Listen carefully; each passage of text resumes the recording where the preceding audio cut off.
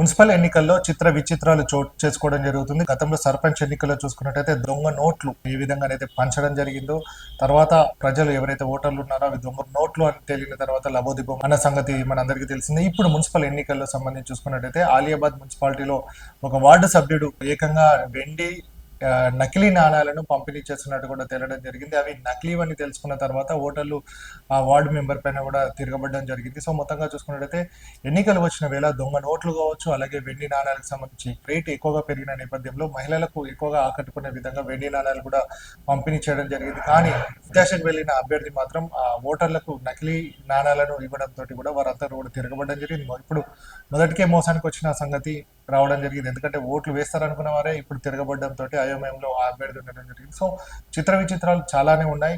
చాలా మంది కూడా ఇట్లాంటి ఈ నకిలీ వాటితోటి ఓటర్లను ప్రలోభ పెట్టే అవకాశాలు కూడా కనబడుతున్నాయి. సో ఓటుకు అమ్ముకోకుండా ఎవరైనా అభ్యర్థి ఎవరైతే ఉండడం జరుగుతుందో నిస్వార్థంగా ఉన్న వారిని ఎన్నుకోవాలని కూడా చెప్తున్న నేపథ్యం ఉంది.